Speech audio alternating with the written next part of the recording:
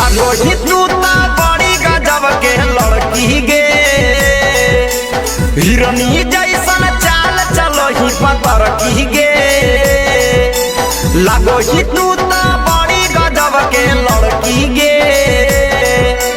हिरनी जैसन चाल चलो ही पतर की गे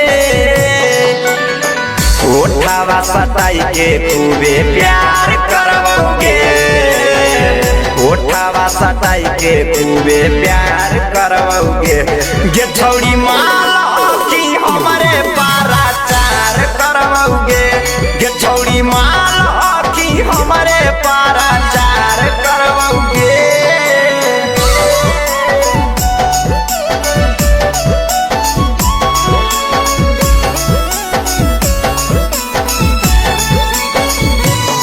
छौड़ी माल की हमारे पारा चार करवोगे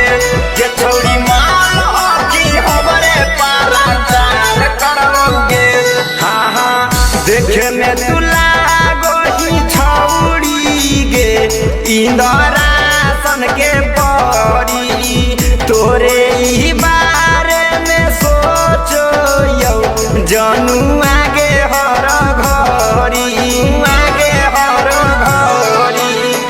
देखे में तू लागो ही छौड़ी गे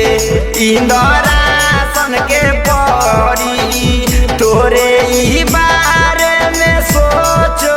यौ जानू आगे हर घरी तोहरा चलते हमें दुनिया से लड़ोगे तोहरा चलते हमें दुनिया से लड़ोगे गे छौड़ी माल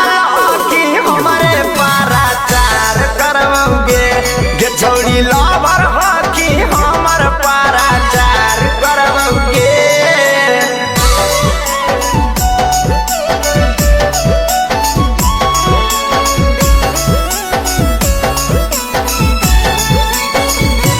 गे छौड़ी माल की हमारे पारा चार करवोगे गे छौड़ी माल की हमारे पारा चार करवोगे हे गे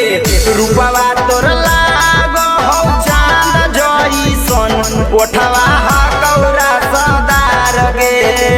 तोरे दीवाना हकौ छौड़ी गे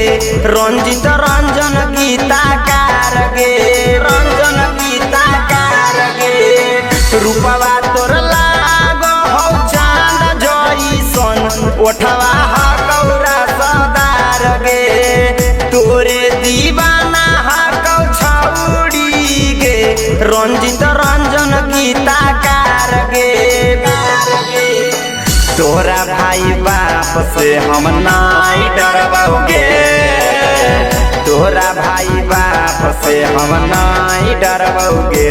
गे छौड़ी माल की हमारे पारा चार करबोगे गे छौड़ी लवर की हमारे पारा चार करबोगे।